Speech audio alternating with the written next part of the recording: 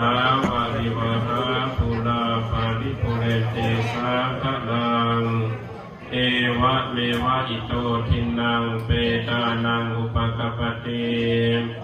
อิจิตังปฏิตังตุมหังคิปะเมวะสมิจจตุสัพเพปุเรนโตสังคปาจันโทปนารโสยถามณิโชติรโสยถาสัพเพติโยวิวัจจันตุสั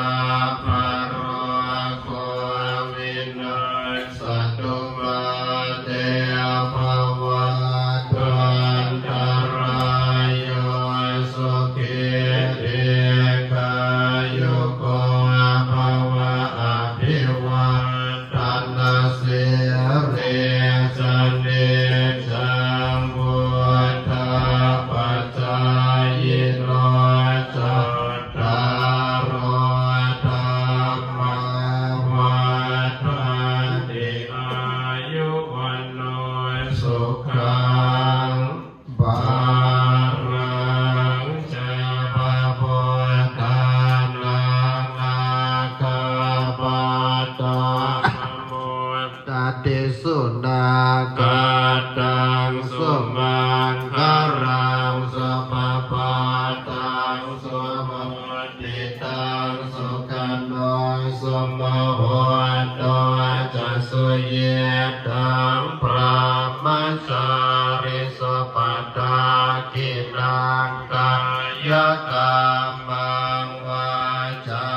กรรมังปัฏฐากินังปัฏฐากินังมโน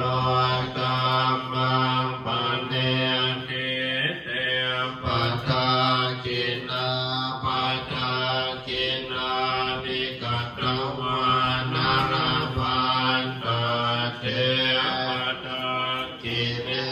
ภวตุสัพพมังคลังราคันตุสัพพเทวตาสัพพพุทธานุภาเวนัสสัทธาโสติภวันตุเตภวตุสัพพมังคลังราคันตุสัพพเทวตาสัพพธรรม นุภาเวนัสสัทธาโสติภวันตุเตภวันตุสัพพมังคลังรักขันตุสัพพเทวตาสัพพสังฆานุภาเว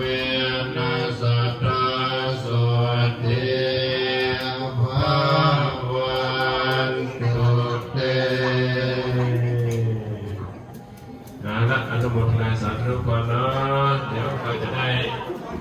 ให้เจ้าภาพแต่ละสายนะเข้ามาถวายจตุปัจจัยว่าสายใดได้ที่เท่าไหร่แล้วก็จะได้รับของที่ระลึกจากอาตมานะโอเคท่านใดจะดูเป็นอย่างนี้ Thank you very much for your เอา coming ข้ามมาจะได้จ่ายตังค์เขาเลย and next we will welcome นะ จิ๋วบอกอาจารย์สีร้อง แม่ ได้ ก็ สาม เดี๋ยว คน เชิญสายบุญเจตพงศ์นะสายประธานประธานรูปธรรมเชิญ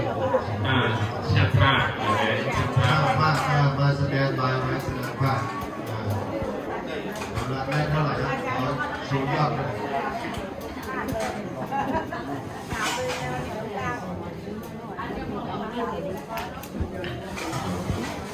ขอ